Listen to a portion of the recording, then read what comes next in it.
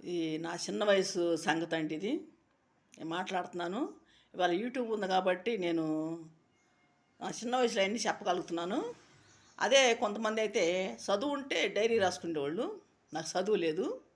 కానీ ఇవాళ ఎట్లా ఉపయోగపడింది నాకు అంటే, నాకు ఫోన్ ఉంటానా, యూట్యూబ్ ఛానల్ ఉంటానా, నేను ఛానల్లో చెప్పుకోగలుగుతున్నాను. ఏంటంటే నా చిన్న వయసులో జరిగిన సంగతులు ఇవి. అంటే చిన్న వయసులో ఆటకాయతనంలో గత ఇంట్లో ఆడుకుంటూ ఉంటారు. నేను చిన్న వయసులో నుంచే కష్టపడ్డా నేను. ఎట్లా అంటే యానాదోళ్ళు చేపలకి వెళ్ళేవాళ్ళు. ఎక్కడ ఉండవెల్లి సెంటరు కాలువ, అది నొలకపేట దాకా ఒడ్డేసరి దాకా ఉంటుంది, అది కొల్లంకొండ దాకా ఉంటుంది ఆ కాలువ. ఆ కాలువలో చేపలు పడతాకి వెళ్ళేవాళ్ళు. ఏది ఎండ్లకాలంలో కట్టేసినప్పుడు కాలువ కాలువ ఎండిపోయేటప్పుడు. అప్పుడు నీళ్ళు బాగా ఉండవు, ఎందుకంటే కొద్ది కొద్దిగా ఉంటాయి నీళ్ళు. అప్పుడు యానాదోళ్ళు వెళ్తూ ఉంటారు చేపలకి. అప్పుడు నన్ను అడిగేవాళ్ళు, మాతో వస్తావా చేపలకి, మాతో పాటు నీకు కూలిస్తావని చెప్పేసి అనేవాళ్ళు. అంటే మా అమ్మకి చెప్పేదాన్ని నేను ఇంటికాడ, అమ్మ ఇట్లా అడుగుతున్నారమ్మా, మరి వెళ్ళమంటావా అని చెప్పేసి అడిగితే, అమ్మ నీ ఇష్టం అనేది నన్ను. అన్నం కట్టించేవాళ్ళు నాకు టిఫినీలో. మా అమ్మ అన్నం తీసుకొని వాళ్ళ కాడికి వెళ్ళేదాన్ని. వాళ్ళు ఏమో 8 వెళ్దాం రా అనేవాళ్ళు నన్ను. 8 వెళ్దాము, అన్నం కట్టుకొచ్చుకో, మేము ఈ అన్నాలు కట్టుకొచ్చుకుంటామని చెప్పేసి అనేవాళ్ళు. అన్నం కట్టుకొని వెళ్ళేదాన్ని. వెళ్తే 8 వెళ్తే ఉండవెల్లి సెంటర్ కాలువ, అది కాలువ శుభ్రంగా ఎండిపోయింది. అయితే వాళ్ళు ఏం చేస్తారంటే కట్టలు కట్టాలి, నీళ్ళు కట్టలు కట్టి మట్టేసి కట్టలు కట్టి నీళ్ళు పల్లెలతో చిమ్ముతారు. చిమ్మి ఆ చేపలన్నీ గంపలకి ఎత్తుతారు, గంపలకి. అయితే నన్ను రమ్మన్నారు. ఇంకా వాళ్ళు నీళ్ళు చిమ్ముతారు, నన్ను కూడా చిమ్మంటారు. కట్టలు కట్టేసి చిమ్మేదాన్ని. చిమ్మితే పల్లెలతో ఎత్తి చేపలు గంపలకు పోసేవాళ్ళం. ఏ చేపలు, కొరమేను, మట్టగుడుసులు, అంటే కొరమేనే మట్టగుడుసులు, చిన్న అయితే మట్టగుడుసులు, పెద్ద అయితే కొరమేను, జల్లలు, వాలకలు, సిత్తురాయలు, రాగండి, దీంట్లో గండ్లు, సిప్పలు, అన్ని రకాల చేపలు ఉండేవి. ఈ అన్ని రకాల చేపలు కూడా ఏట్లకి సపరేట్గా వేసేవాళ్ళు గంపలకి. ఒక 10 రోజులు వారం రోజులు ఉండేది. అంటే వారం రోజులు 10 రోజులు వెళ్ళేవాళ్ళం. ఇక్కడ మన ఈ కాలువ ఉండవేలు కట్ట కానించి నొలకపేట దాటి వెళ్ళేవాళ్ళం. రైలు కట్ట కూడా దాటేవాళ్ళం మేము. అక్కడ రైలు కట్ట ఉండేది, రైలు కట్ట కూడా దాటేవాళ్ళం. అక్కడ దాకా పట్టుకుంటూ వెళ్ళేవాళ్ళు. వారం రోజులు 10 రోజులు ఉండేది. వాళ్ళు ఏమనేవాళ్ళు నన్ను, మాతో పాటు కూలిస్తాము రా అని చెప్పి అడిగేవాళ్ళు. అది కూరకు కూడా చేపలు పెడతామనేవాళ్ళు. సరే వెళ్ళేదాన్ని నేను. వెళ్తే పొద్దునపూట 8 వెళ్తే మధ్యాహ్నం 2, ఒక్కోసారి 1:30, ఒక్కోసారి 2:45, 3 వచ్చేవాళ్ళం. ఎందుకంటే ఒకసారి చేపలు ఎక్కువ పట్టే వాళ్ళు గంపలకి వేసుకొని మారుకొట్టుకు వెళ్ళాలి. విజయవాడ మారుకొట్టుకు ఎత్తుకెళ్ళేవాళ్ళు. అయితే నేను కూరకి ఏమి ఇచ్చేవాళ్ళు నాకు చేపలు, నేనే అడిగేదాన్ని కొరమేన్లు, మట్టగుడ్స్ అడిగేదాన్ని ఎక్కువ. నేను తిన్నాను, మా ఇంట్లో వాళ్ళు. అయితే ఒక్కోసారి కొరమేన్లు తెచ్చేదాన్ని, ఒక్కోసారి మట్టగుడ్సులు తెచ్చేదాన్ని. అవి తెస్తే మా అమ్మోళ్ళు చేసుకొని వండుకునేవాళ్ళు. మా అక్కాయి, మా చిన్న అక్కాయి, మా అమ్మ, మా అమ్మమ్మ, మా మేనమామ ఉండేవాడు, వండుకునేవాళ్ళు. తర్వాత మా అన్నయ్య కూడా ఉండేవాడు. అప్పుడు అది చేపలకి వెళ్తుంటే మా అన్నయ్య తిట్టేవాడు నన్ను, చేపలకి పోయేదండి, చేపలకి ఎండలో తిరుగుతున్నావు, వెళ్ళి కాలువలో తిరుగుతున్నావు చెప్పి తిట్టేవాడు నన్ను మా అన్నయ్య. అయితే ఇంకా నేను, లేదన్నయ్య మేము అప్పటి నుంచి చేస్తున్నాము అని చెప్పేదాన్ని. అలాగా చిన్నప్పుడు నేను అలా చేసేదాన్ని. చేపలకి వెళ్తే వాళ్ళతో పాటు కట్టలు కట్టి కాలువలో మట్టితో కట్టలు కట్టి నీళ్ళు చిమ్మేవాళ్ళం. చిమ్మి చేపలన్నీ పట్టి గంపలకి వేసేవాళ్ళు, ఏట్లకి సపరేట్గా. జలంలో గంపలు, మరి రాగండ్లు ఒక గంపలు, సిత్తురాయలు ఒక గంపలు, వాలగలు ఒక గంపలు, ఇట్లా అన్ని రకరకాలుగా వేరువేరుగా వేసేవాళ్ళం. ఒకే దాంట్లో కలపకుండా అన్ని జల్లలు తెచ్చేవాళ్ళు గంపలాళ్ళు. ఈ గంపలన్నీ మళ్ళీ మార్కెట్కి ఎత్తుకెళ్ళి అమ్ముకొచ్చేవాళ్ళు. మాకు ఎంత పడితే కూలి నీకు అంత ఎత్తానేవాళ్ళు వాళ్ళు. సరే అని చెప్పి వెళ్ళేదాన్ని. వెళ్తే నాకు కూరకు మాటికి ఇచ్చేవాళ్ళు. ఇవి అడిగేదాన్ని నేను, కొరమేన్లు, మట్టగుడ్సులు అడిగేదాన్ని. 2 కేజీలు ఇచ్చేసేవాళ్ళు. ఇంటి కూరకి 2 కేజీలు ఇచ్చేవాళ్ళు. ఒక్కోసారి చిత్రాలు తెచ్చేదాన్ని, ఒక్కోసారి కొరమేన్లు తెచ్చేదాన్ని, ఒక్కోసారి మట్టగుడ్సులు తెచ్చేదాన్ని, ఒక్కోసారి జల్లాలు తెచ్చేదాన్ని ఇంటికి కూరకి. అట్లా రకరకాలుగా తీసుకొచ్చేదాన్ని. అయితే 2 కేజీలు ఇచ్చేవాళ్ళు. ఇంటికాడ చేసుకునేవాళ్ళు మా అమ్మ వాళ్ళు, మా అక్కయ్యలు చేసుకునేవాళ్ళు, వండుకునేవాళ్ళు. మా అమ్మమ్మ ఎంత మెచ్చుకునేదో నన్ను అయితే. అమ్మా, నీకెంత బంగారు లాంటి కూతురు పుట్టిందే, అసలు ఆ బిడ్డ ఎంత చాకరీ చేస్తుంది ఈ వయసుకి అని చెప్పి. అంటే 10 సంవత్సరాల పిల్లలంటే తల్లిసాటి పిల్లలు, ఆటకాయ పిల్లలు. 10 సంవత్సరాలంటే వాళ్ళు ఏం పనులు చేస్తారు? మరి ఆ వయసులో మేము పనులు చేసాం. పనులు చేసి ఆ వయసులోనే మేము డబ్బులు సంపాదించి మా ఇంట్లో తల్లికి ఇచ్చేవాళ్ళం. మరి వాళ్ళు కూలి వాళ్ళకి ఎంత పడితే అంత ఇచ్చేవాళ్ళు. మరి ఎంతన్నా పని నాకు తెలీదు. వాళ్ళు ఇచ్చేవాళ్ళు తీసుకుందండి అంతే. ఒక్కోసారి 170 ఇచ్చేవాళ్ళు, ఒక్కోసారి 180 ఇచ్చేవాళ్ళు, ఒక్కోసారి 225 ఇచ్చేవాళ్ళు. ఒక్కోసారి ఎక్కువ వచ్చాయి డబ్బులు. ఆ రోజుల్లో అట్ట ఇచ్చేవాళ్ళు నాకు డబ్బులు చేపలకి. 3 జలలు వేసుకెళ్ళి అమ్ముకొచ్చేవాళ్ళు మార్కెట్కి ఎత్తుకెళ్ళి. విజయవాడ మార్కెట్కి వేసుకెళ్ళిపోయేవాళ్ళు. వాళ్ళు రుచా బండి ఒకటి ఎత్తుకొచ్చి రుచా బండి మీద వేసుకొని వెళ్ళేవాళ్ళు ఆ గంపల్ని. ఆ బండి తీసుకొచ్చినానికి ఆయనకి కిరాయి ఇచ్చేవాళ్ళు. అట్లాగా వారం రోజులు 10 రోజులు వెళ్ళేదాన్ని. యానాదోళ్ళు అమ్మటి కిష్టడిని ఉండేవాళ్ళు యానాదోళ్ళు. బాగా నాకు తెలుసు వాళ్ళు. ఎందుకంటే వాళ్ళతో పాటు నేను కృష్ణ నదిలోకి వెళ్ళి మునగటం ఇట్లా చేసేదాన్ని, డబ్బులు ఏరుకోవటం, వాళ్ళంబట్టే తిరిగేదాన్ని. అట్ట పరిచయం అయ్యేవాళ్ళు వాళ్ళు. అట్టే ఎక్కువ నేను గీతలు తొలికెళ్ళటం అట్ట పరిచయం అవటవాళ్ళు. అట్లా పరిచయం అయ్యి ఇంకా వాళ్ళు పాపం ఏమనేవాళ్ళు కాదు నన్ను. పాపం ఏమనేవాళ్ళు కాదు, ఏం చేసేవాళ్ళు కాదు. కానీ చక్కగా మాట్లాడేవాళ్ళు, చక్కగా ఉండేవాళ్ళు, చక్కగా మాట్లాడేవాళ్ళు. అనాథోళ్ళు అయినా చక్కగా మాట్లాడేవాళ్ళు, చక్కగా మర్యాదకి పిలిచేవాళ్ళు నన్ను. బాగానే పిలిచేవాళ్ళు చక్కగానే. ఒక మాట అనేవాళ్ళు కాదు నన్ను. వాళ్ళతో పాటు నాకు కూలి ఇచ్చేవాళ్ళు. వాళ్ళకి ఎంత పడితే నాకు అంతే ఇచ్చేవాళ్ళు. తర్వాత నాకు తెలియదు ఇంకా వాళ్ళు అంతే అనేవాళ్ళు, నాకు అంతే తీసుకుందాన్ని.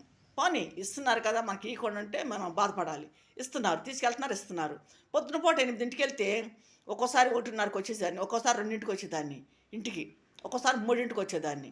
అట్లాగా పెందడు వచ్చేసేవాళ్ళం. పొద్దుబంది దాకా ఉండేవాళ్ళం కాదు. పెందడు అంటే మా మార్కెట్కి చేపలు వెళ్ళిపోవాలి. మళ్ళీ మార్కెట్కి వెళ్తే మళ్ళీ మార్కెట్లో అమ్మాలి వాళ్ళు. మార్కెట్కి వెళ్ళిపోయాయి చేపలు, విజయవాడ మార్కెట్కి వెళ్ళిపోయాయి. అట్లా ఉండవేళ్ళు కట్ట కానించి, ఆ కట్ట కానించి ఇక్కడ కరకట్ట ఉండేది. కరకట్ట ఇప్పుడు చంద్రబాబు అన్నయ్య ఆఫీస్ ఉంది కరకట్ట. ఆ కట్ట కానించి మేము పట్టుకుంటా ఎక్కడికి నొలకపేట వడ్డేసి కొల్లకొండ వచ్చేది. కొల్లకొండ దాకా వెళ్ళేవాళ్ళం మేము. 10 రోజులు 8 రోజులు వెళ్ళేవాళ్ళం. ఇట్లా పట్టుకుంటూ వెళ్ళేవాళ్ళం. రోజుకో సాట పట్టుకుంటూ వెళ్ళేవాళ్ళం. బాగా ఇక్కడి నుంచి మొదలుకొని ఈ కరకట్ట కాంచి మొదలుకొని పట్టుకుంటూ వెళ్ళేవాళ్ళం చేపలు. అట్లా 10 రోజులు పట్టేది మాకు. 10 రోజులు కానీ 6 రోజులుగా పట్టేది. ఇక తర్వాత అయిపోయితే ఇంకా మళ్ళీ గీదలు అమ్మికి తిరిగేదాన్ని నేను. ఇట్లాగా నేను చిన్న వయసులో ఎందుకు చెప్తున్నాను అనుకుంటారు, పెచ్చి అని చెప్తున్నాను అనుకుంటారు. పెచ్చి కాదు, ఏంటంటే ఆ వయసులోనే పనులు చేసి ఇవాళ ఎవరు పిల్లలు మాట అంటున్నారు, గాలికి తిరుగుతున్నారు, వృధాగా తిరుగుతున్నారు, రోడ్ల మీద తిరుగుతున్నారు పిల్లకాయలు. అసలు కండిషన్ లేదు, పిల్లలకి పద్ధతి లేదు. మేము ఆ వయసులోనే మేము భయభక్తిగా ఉండి బయటికి వెళ్ళినా కూడా, జాగ్రత్తగా వెళ్ళినా కూడా 10 రూపాయలు వచ్చినా కూడా తీసుకొచ్చి మేము తల్లికి ఇచ్చేవాళ్ళం. ఒక 20 రూపాయలు తల్లికి ఇచ్చి, ఎంత డబ్బులున్నా నేను తినేదాన్ని కాదు. వాటర్లో తినటం కానీ, ఎక్కడ పడితే తినటం కానీ తినేదాన్ని కాదు. నాకు అసలు అలవాటు ఉండేది కాదు ఫస్ట్ నుంచి.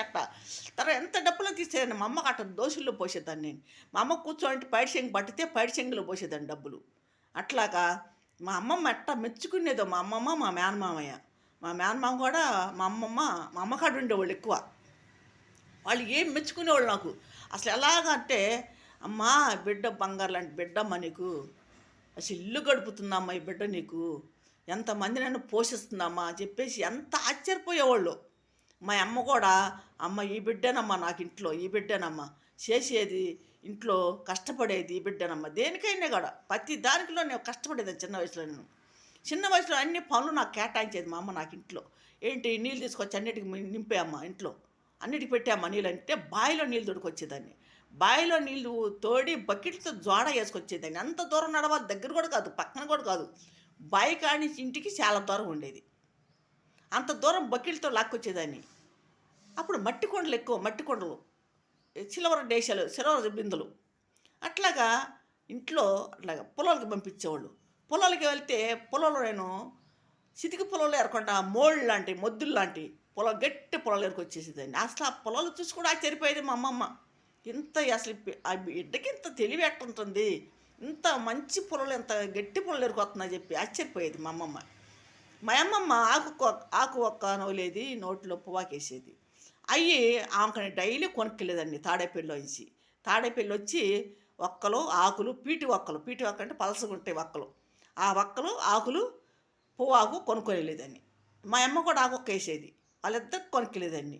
అసలు ఎంత ఆశ్చర్యం అయ్యేదో. మా మేనమామ బీడీలు తాగేవాడు. ఆయనకో బీడీ కట్ట హగ్గి బీడీ తీసుకెళ్ళేదాన్ని. అట్టా ఆశ్చర్యపోయేవాళ్ళు. ఎంత అసలు పిల్ల అసలా ఇంత తెలివి ఎక్కడిది ఈ పిల్లకి అని చెప్పేసి అంత ఆశ్చర్యపోయేవాళ్ళు. అసలు మగోడై పుట్టాల్సింది ఆడదై పుట్టిందని చెప్పి మా అన్నయ్య కూడా అనేవాడు, మాకు మగోడైతే అంత నాకు తోడుగా ఉండేవాడమ్మా, నాకు అండగా ఉండేవాడని చెప్పేసి మా అన్నయ్య కూడా ఆశ్చర్యపోయేవాడు. అలాగా మా అన్నయ్య కూడా ఎప్పుడైనా డబ్బులు లేకపోతే నా దగ్గర తీసుకునేవాడు. అమ్మ టీరా నన్ను తర్వాత ఇయ్యి అని చెప్పి నా కాడ ఒక 50 రూపాయలు 40 రూపాయలు ఆయన ఖర్చులకి ఏంటి సిగరెట్ కలిసి బీడీ కలిసి తీసుకునేవాడు. అట్లాగా అలా చేశాను నేను. అట్లా కష్టపడ్డా, నేను చిన్న వయసులో కష్టపడ్డా. కష్టంలో మునగటం ఏంటి, లాకుల్లో మునగటం, బ్యారేజ్ కింద మునగటం ఏంటి, రైలు బ్రిడ్జి కింద మునగటం ఏంటి, అసలు చేపలకి వెళ్ళటం ఏంటి, అంత ఇప్పుడు తెలుసుకుంటే అన్నీ అంత నాకు ఆశ్చర్యంగా ఉంటుంది. ఎలా చేశాను ఇవన్నీ, నేను ఎలాగెళ్ళానా, ఇవన్నీ ఎలా చేశానా, ఇంట్లో పోషించాను, నేను కుటుంబాన్ని పోషించాను చిన్న వయసులోనే. నేను 10 సంవత్సరాలు 9 సంవత్సరాలు 7 సంవత్సరాల పిల్లకాంచే మా అమ్మ నన్ను ఎంటేసుకొని తిరిగింది, అంపటేసుకొని 7 సంవత్సరాల పిల్లకాంచి. నాను 10 సంవత్సరాల దాకా కూడా నేను 3 సంవత్సరాలు కష్టపడి 11 సంవత్సరాలు కష్టపడి, మరి 11 వయసు వచ్చినా కూడా కష్టపడి ఇంట్లోకి ఎట్టి వెళ్ళినా కూడా డబ్బులు తీసుకొచ్చేదాన్ని. కృష్ణానదిలో మునిగి తీసుకొచ్చేదాన్ని, అటు చేపలకి వెళ్తే తీసుకొచ్చేదాన్ని, ఇటు గీదల బరిగొడ్డు కాసి నెలకి డబ్బులు వచ్చాయి. ఇలాగా చేసేదాన్ని నేను. ఎంత ఆశ్చర్యపోయేదో అసలు మా అమ్మమ్మ, మా మేనమామ, అమ్మ నీకు ఈ బిడ్డ సాలే, నీకు ఇంక ఎంతమంది ఉన్నాను అసలు ఈ బిడ్డ సాలు, నీకు ఈ బిడ్డ ఇల్లు పోషిస్తుంది, నీకు ఇల్లు పోషిస్తుంది, ఎంతమందికైనా పెడుతుంది పోషిస్తుందని చెప్పి ఎంత ఆశ్చర్యపోయేవాళ్ళు. ఎంత డబ్బులు తెచ్చినా కూడా నేను రూపాయి తీసుకునేదాన్ని కాదు. మా అమ్మ చేతులు దోశల్లో పోసేదాన్ని నేను. మా అమ్మ కూర్చుంటే పైడి సెంగు పడితే పైడి సెంగులో పోసి 2 జేబుల్లోంచి 3 జేబుల్లోంచి చక్కనిక్కరు నాకు అప్పుడు కండ వేసుకుని మళ్ళీ తిరిగేదాన్ని. 2 జళ్ళ కట్టేవాళ్ళు నాకు, సక్కా నిక్కర్లు వేసుకొని తిరిగేదాన్ని. సక్కా నిక్కర్లు వేసుకుంటే 2 జేబులు 3 జేబులు నింపు వచ్చేదాన్ని డబ్బులు. ఏంటి చిల్లర డబ్బులు కృష్ణానదిలో ఏరుకొని బ్యారేజ్ లాకుల్లో మునిగేదాన్ని. లాకుల్లో కూడా మునిగి ఏరేదాన్ని డబ్బులు. కృష్ణానదిలో బ్యారేజ్ కింద రైలు బ్రిడ్జి కింద కూడా ఏరుకొచ్చేదాన్ని. అట్లా ఏరుకొచ్చి ఇల్లు నేను పోషించేదాన్ని. ఎంతమంది చుట్టాలు వచ్చినా పోతున్నా కూడా వాళ్ళకి ఇంట్లో నేను ఆధారం అయిపోయింది అప్పుడు. నేను మా అమ్మకి నేను ఒక మగపిల్లోలాగా ఆధారంలాగా ఇంట్లో ఉండి అన్నీ ఎట్టిపోయినా డబ్బులు తీసుకొచ్చేదాన్ని, ఎట్టి వెళ్ళినా డబ్బులు తీసుకొచ్చేదాన్ని. తర్వాత మా పెద్దక్కాయ కూడా 2 బిడ్డల తల్లి ఆమె. అప్పుడు 2 పిల్లలు, మగ పిల్లలు. ఆ పిల్లల్ని తీసుకొని మా అక్కయ్య కూడా వస్తూ ఉండేది. వచ్చి ఆమె కూడా ఒక నెల రోజులు 20 రోజులు అట్టా ఉండి వెళ్తూ ఉండేది. మా పెద్దక్కాయ 2 పిల్లలు, మా అమ్మమ్మ, మా మేనమామ, మరి మేము, మా అన్నయ్య, నేను, మా తమ్ముడు, చిన్నక్కయ్య పెద్దక్కయ్య మ్యారేజ్ అయిపోయి చెప్తున్నా. పెద్దక్కయ్య వస్తూ ఉండేది. ఇట్లాగ ఇంతమందిని పోషించాలి ఇంట్లో. ఇంతమందిని చేయాలంటే మా అమ్మ ఏడ తెచ్చేది. ఇట్లా మేము పిల్లలమే కాకపోతే ఏదో పని చేసి ఆమెకు ₹1 మేము అందించేవాళ్ళం ఆ రోజుల్లో. అమ్మ తెచ్చేది, మేము కూడా వెళ్ళి ఏదో ఒకటి ఎటోకటి వెళ్ళి ఏదో పని చేసి తీసుకొచ్చేవాళ్ళం. ఎవరన్నా ప్యాట్లు బాగు చేయమంటే వెళ్ళి పిచ్చెట్లు గిచ్చెట్లు పీకి అక్కడ డబ్బులు అట్ట తెచ్చేదాన్ని. ప్యాట్లు బాగు చేసి చెట్లు కొడతాం, ప్యాట్లు బాగు చేయటం, అట్లాగా ఏదో ఒక రూపాయి తీసుకొచ్చి మా అమ్మకి మేము అట్టా చదివేవాళ్ళం చిన్న వయసులో. మేము అంత ఆధారమయ్యేదన్న నేను ఇంట్లోకి అందరికీ. మరి ఇల్లు పోషించాలంటే ఆ ఒక్కదాళ్ళు ఏమయ్యేది. మా అమ్మ ఏం తెచ్చి అంతమందికి పోషించేది. నేను అట్లాగెళ్ళి డబ్బులు తీసుకొచ్చిస్తే ఆ రోజుల్లో మరి బియ్యం కూడా ₹5 ₹6 కేజీ. మరి మా అమ్మకి ఒక 200 ఇస్తే వెళ్ళి ఒక 10 కేజీలు బియ్యం తీసుకొచ్చి ఇంట్లో పెట్టేది. అట్లా చేసేది. కూరగాయలు అన్నీ తీసుకొచ్చి ఇంట్లో అందరికి వండి పెట్టేది. మరి రోజుకి 10 మంది తిని ఇంట్లో లెగవాలి. మరి 10 మందికి పోషించాలంటే మరి ఆ రోజుల్లో తక్కువ కాబట్టి రేట్లు కూడా అన్నీ బియ్యాలు కానీ నూనెలు కానీ తక్కువ రేట్లు కాబట్టి మరి ఆ రోజుల్లో గడపగలిగాం. మరి ఈ రోజుల్లో రోజుకి ₹10 కూడా సాలట్లే. ఇంట్లో నలుగురున్న ఇంట్లో వాళ్ళు నలుగురు ఉన్నారంటే ₹10 కూడా సాలట్ల ఖర్చులకి, డైవర్ ఖర్చుకి. అదే మరి ఇంట్లో నలుగురికి మాసం గీసం చేపలు వండాలంటే ₹2,000 ₹3,000 అవుతుంది ఇవాళ ఆ ఖర్చు. మరి ఆ రోజుల్లో ఒక 200 ₹100 అయ్యేది. ఎందుకు ఇవన్నీ చెబుతానంటే మరి ఇవాళ ఇంత పెరిగిపోయినాయి రేట్లు. మరి ఆ రోజుకి ఈ రోజుకి ఎంత పెరిగిపోయినాయి. నేను 10 సంవత్సరాల పిల్లప్పుడు ఇవాళ 40 సంవత్సరాలు, 50 సంవత్సరాలు, 52 సంవత్సరాలు. ఈ వయసుకే ఇంత 40 సంవత్సరాలకి ఇంత పెరిగిపోయింది రేట్లు. ₹70 ₹65 కేజీ బియ్యం. మంచి క్వాలిటీ కాదు. అప్పుడు మా అమ్మ మంచి క్వాలిటీ బియ్యం తెచ్చేది. మంచి బియ్యం రూ. 5 పెడితే మంచి బియ్యం. గండర నూక అని రూ. 2 ఉండేది కేజీ. గండర నూక. ఆ నూక కూడా తెచ్చి ఉండేది. పొడి పొడిలాడుతూ ఉండేది అన్నం. దాంట్లోకి పప్పు చారు కాసిన మరి మెత్తాళ్ళు, చింతిగురు, ఎండి చేప వీటిలో వేసి ఉండేది. మెత్తాళ్ళు, వంకాయలు, చింత చిగురు, టమాటా వేసి ఉండేది. ఎంత కమ్మగా ఉండేది, ఎంత రుచిగా ఉండేది ఆ కూరలో. మరి ఇవాళ రోజున ఎన్ని నూనెలు పోయి ఎన్ని నెయ్యి, రుచి పసి ఉంటుందా, గడ్డి తిన్నట్టు ఉంటుంది ఇప్పుడు. ఏ కూర వండుకున్నా, ఏ అన్నం వండుకున్నా గడ్డి తిన్నట్టే ఉంటుంది. రుచి పసి ఉంటుందా ఏ కూరలు కూడా. అసలు ఆ రోజుల్లో ఎందుకో మరి అంత రుచిగా ఉండే కూరలు కూడా అంత కమ్మగా ఉండేవి. ఏ కారం వేసుకొని తిన్నా కమ్మగా ఉండేది. మరి ఎందుకో తెలియట్లా మరి ఆ పంటలు అసమంటే లేకపోతే వాళ్ళ పంటలు మారిపోయినాయా మరి ఎలాగ తెలియట్లా మరి. ఇవన్నీ ఎందుకు చెప్తా అంటే అర్థం చేసుకోండి కొంతమంది, ఎందుకంటే చిన్న వయసులో జరిగినవన్నీ చెప్తాను నేను. నాకు చదువు ఉన్నడితే నేను డైరీ రాసుకునేదాన్ని. అంటే నాకు జరిగినవి చిన్నప్పటి నుంచి ఏమని జరిగినాయి అన్నీ కూడా నేను ఒక డైరీ రాసేదాన్ని. నాకు చదువు లేదు.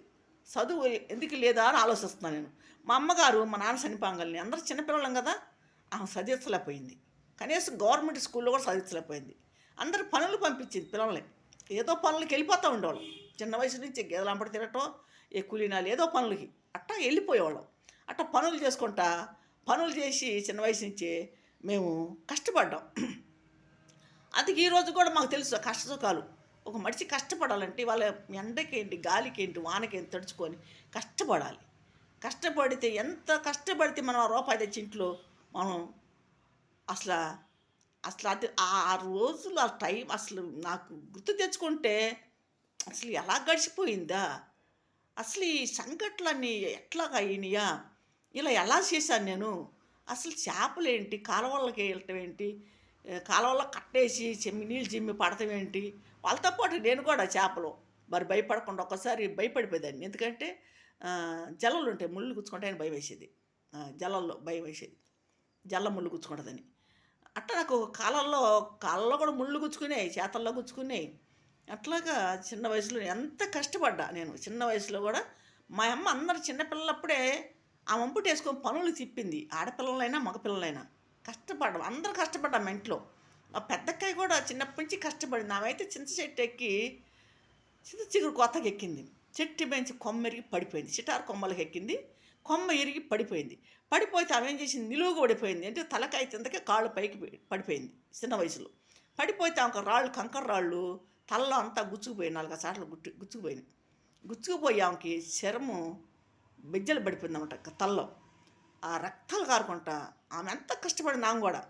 ఆ బెజ్జాలు తర్వాత ఆమెకు మందులు వేసి అయ్యేసి తర్వాత ఆమెకి ఆ చర్మంలో మరి ఆ పుండు మానక పురుగులు కూడా పట్టాయి ఆమెకి తలలో. పురుగులు కూడా పడితే మా అమ్మ ఏం చేసేది తెలుసా, పాయలు పాయలుగా తీసి కిష్ణాలు పోసేది. కిష్ణాలు పోతే ఆ వాసనకి బయటకు వచ్చేసాయి ఆ పురుగులు. అట్లాగా మా అక్క కష్టపడింది, మా పెద్దక్కాయ కూడా చాలా బాధలు పడింది. నీళ్ళ పాత చల్లేది, దొరువుల్లోకి వెళ్ళి నీళ్ళు తీసుకొచ్చి నారు పోసేవాళ్ళు, నారుకి నీళ్ళ పాత చల్లేది, జోడ వేసుకొచ్చేది దొరువుల్లోంచి. అయితే ఇసుక బాపట్లకి వెళ్ళి ఇసుక అయితే ఒకసారి ఆమె కాలు మెలిగిపడిపోయింది, బొట్టినేలు మెలిగిపడిపోయి ఇంకా ఆమె జోడ వేసుకోవాలి లాక్కోతంటే ఇసుకలో జ్వరబడిపోయి కాలు మెలిగిపడిపోయింది, బొట్టినేలు మెలిగిపడిపోతే ఆమెకి కాలు వాసిపోయి జ్వరం వచ్చేసింది. ఆ రోజుల్లో హాస్పిటల్కి తీసుకెళ్ళామని తీసుకెళ్ళిపోయేవారికి అది మరి నరం చెదిరిందో ఎట్లా చెదిరిందో ఆ కాలు మటుకి మోకాలు కాంచి కిందకి లావుగా ఉంటుంది, అంటే బోధకాల్లోకి వచ్చేసింది ఆమెకి. ఆ కాలు అది నరం సదరి మరి తోమినట్టేతో మరి మందులు అన్నడితే చదువుకునేదేమో, అలా వదిలేసరికి అది కాలు బోధకాల్లాగా ఇచ్చేసింది. మోకాలు కాంచి తింత దాకా ఉంటుంది, కొంచెం లావుగా ఉంటుంది. అయితే తర్వాత ఎప్పుడన్నా జ్వరం వచ్చిందంటే ఆమెకి ఆ కాలు నొప్పి మీద జ్వరం వచ్చేసింది. అంత కష్టపడ్డాం. మా చిన్నక్కాయ కూడా ఎంత కష్టపడిందో, మా చిన్నక్కాయ కానీ పెద్దక్కాయ కానీ నేను కానీ. ఆడపిల్లలు మేము, ఆడపిల్లలాగా లేము, కష్టపడేవాళ్ళం, మగవాళ్ళ పనులు చేసేవాళ్ళం. చిన్నక్కాయ ఎట్లా చేసేది, పెద్దక్కాయ ఎట్లా చేసేది, నేను అలాగే చేశాను. వాళ్ళు మ్యారేజ్లు అయిపోయినాక నేను కష్టపడి ఇంట్లో ఇల్లు పోషించేదాన్ని. ఆ రోజుల్లో మరి పిల్లలు ఎట్టని వెళ్తే కొంతమంది భయపడతారు, పిల్లలు బయటకు వెళ్తే ఏమైనా అవుతారో, ఎక్కడికి ఏమైనా అయిద్దో అని చెప్పి భయపడిపోయేవాళ్ళు. అలా భయం లేకుండా మా అమ్మ మమ్మల్ని అంత డేరుగా వదిలేసేది అన్నమాట. అంత ధైర్యం ఆమెకి. ఆమెకంత ధైర్యం. అంత ధైర్యంగా ఉండేది మా అమ్మ. ఎందుకంటే మేము కూడా పిల్లలమైనప్పుడు కూడా అల్లరి చిల్లరగా మేము తిరగల. అమ్మ ఆమె భయంతో ఉండేవాళ్ళం. భయపెట్టేది మమ్మల్ని. కొట్టేది కూడా. మా అమ్మ మాట వినకపోతే ఒకసారి కొట్టేది. ఎందుకంటే ఆమె భయాన్ని మేము ఆమె భయభక్తిలో పెరిగాం మేము. మరి తండ్రి లేకపోయినా కూడా మరి 6 బిడ్డలని ఆమె పెంచింది. 6 బిడ్డలను పెంచి మరి పెద్దవాళ్ళని చేసి మరి వాళ్ళకి పెళ్ళిళ్ళు చేసి వాళ్ళు కానుపులు చేసి ఎంత బాధపడి ఉంటుందామా. 3 ఆడపిల్లలకి కానుపులు చేయాలంటే మాట్లాడండి అసలు.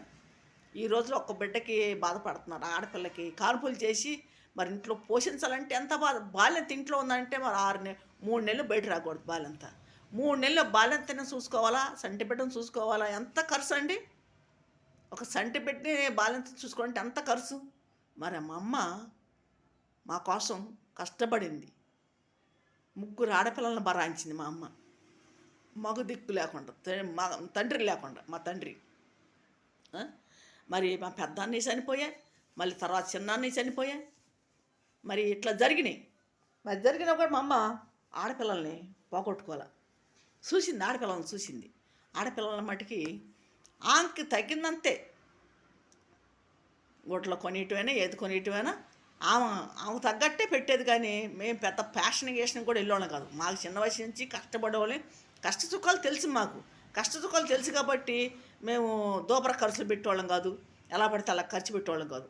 మా అమ్మ అంత డబ్బులు ఇచ్చినా కూడా నేను నాకు ఎంత ఇచ్చేది వెళ్తా 10 పైసలు ఇచ్చేది. కొనుక్కోవటానికి 10 పైసలు ఇచ్చేది మాకు. అలాగే అసలు ఆశ్చర్యపోతున్నా. అంత డబ్బులు తీసుకెళ్ళి మా అమ్మకి నేను ఇస్తే మా అమ్మ నాకు 10 పైసలు ఇచ్చేది. ఏమైనా కావాలంటే మా అమ్మ కొనుక్కొచ్చేది. కాయలు ఇంట్లోకి కాయలు కావాలి, తినే కాయలు మా అమ్మ కొనుక్కొచ్చేది. వారు కొట్టుకొచ్చి తాడేపల్లి వచ్చి ఆమె కొనుక్కొచ్చి ఇంటికాడ సాయంకాలం మేము రాగాలి తలాకు 2 కాయలు, ఒక కాయ ఇచ్చేది. సీతాఫల పలైనా మామిడికాయలు అయినా సరే, చక్కెర గడి కానీ ఈ ఇసమంటి కాయలు కొనుక్కొస్తే ఇచ్చేది. కమలాకాయలు కానీ అట్లా కాయలు ఒక్కొక్కరికి 2 కాయలు ఇచ్చేది. అట్లా కాయలు కొనుక్కొచ్చి ఇంట్లో పెట్టేది. మామిడికాయలు కొనుక్కొచ్చి పెట్టేది. నాకు మామిడికాయలు బాగా ఇష్టం.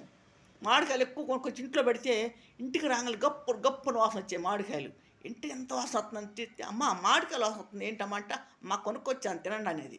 పెద్ద పెద్ద కాయలు ఎంత బాగుండేవో మామిడికాయలు. అసలు ఇవాళ రుచి పచ్చి ఉంటలేదంటే మామిడికాయలు కూడా అంత కమ్మగా ఉండేది. ఇంట్లో పెడితే కమ్మని వాసన ఇళ్ళంతా అట్లా ఉండేది. అసలు ఆ రోజులు అసలు తలుచుకుంటేనే ఇవాళ అసలు నాకు అయోమయంగా ఉంటుంది. ఎట్లా గడిచిపోయిందా నా జీవితం, ఎలాగైపోయింది, ఎలా గడిచిపోయింది. అసలు నేను ఒక మగపిల్లోళ్ళలాగా తిరిగాను. ఒక మగపిల్లోళ్ళ సక్కా నిక్కర్లు వేసుకొని 2 జళ్ళ కట్టుకొని అందరూ అనేవాళ్ళు మొక్కుబడా నీకు ఎంటుకలు రా బాయ్ నీకు మొక్కుబడి అంటారా ఏంట్రా మీ అమ్మ మీకు క్యాప్ కొట్టేయట్లేదా అని ఇలాగ అనేవాళ్ళు నన్ను అసలు అంత ఆశ్చర్యపోయేదాన్ని. నవ్వు వస్తుంది ఇప్పుడు తలుచుకుంటే, అయినా తలుచుకుంటే నవ్వు వస్తుంది. కానీ మా అమ్మ ఏం చేశారంటే 2 జళ్ళ బాగా మందం ఎంటుకలు నాకు ఒత్తు ఉండే పొడుగుండే 2 జళ్ళ కట్టి రిబ్బులతోటి 2 జళ్ళ కట్టి మడతేసి కట్టేవాళ్ళు. కండగోట వేసుకొని మెడలో సక్క నిక్కర వేసుకొని తిరిగేదాన్ని. బన్నీ సక్క నిక్కర వేసుకొని మెడలో కండ వేసుకొని మగ పిల్లోళ్ళ తిరిగేదాన్ని. ఒక మగోళ్ళలాగా ఉండేదాన్ని. అటు ఆడపిల్ల బట్టలు కట్టేదాన్ని కాదు చిన్నప్పుడు. ఎప్పుడన్నా కడితే ఆడపిల్ల బట్టలు కట్టితే నాకు ఏదోలాగా ఉండేది. మగపిల్లోడు బట్టలు కట్టుకొని తిరిగేదాన్ని. మగపిల్లోళ్ళలాగా తిరిగేదాన్ని. మా అమ్మ కూడా ఏమనేది కాదు. అలాగ తర్వాత నాకు 12 సంవత్సరాలకి పెళ్ళి అయిపోయింది కదండి.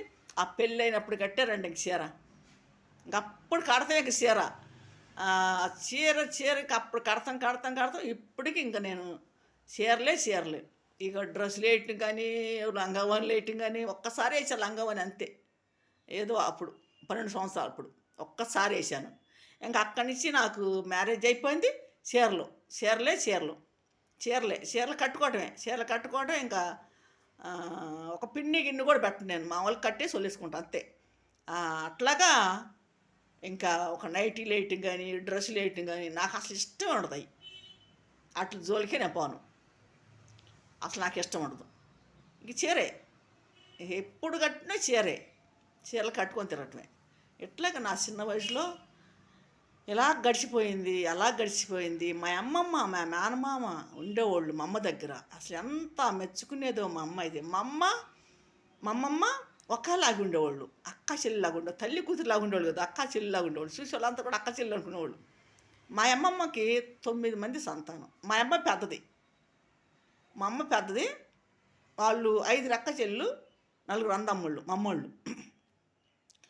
మా అమ్మే పెద్దది అందరికంటే. మా అమ్మ పెద్దది ఎక్కువ మా అమ్మ కాడ ఉండేది. మా అమ్మమ్మ వచ్చి మా తాతయ్య చనిపోయినాక మా అమ్మ కాడికి వచ్చేది ఎక్కువ. మా అమ్మమ్మ లాస్ట్ కొడుకుని తీసుకున్నాం, లాస్ట్ కొడుకుని. మా మేనమామ లాస్ట్ ఆయన ఎక్కువ మా అమ్మమ్మ అప్పుడే తిరిగేవాడు. మా అమ్మమ్మ ఆడికెళ్తే ఆడికే ఉండేవాడు. ఆమె కూడా ఎటు వెళ్ళినా చిన్న కొడుకుని ఎంపటేసుకొచ్చేది. అంత గారాంగా పెంచింది ఆయన, చిన్న ఆయన్ని.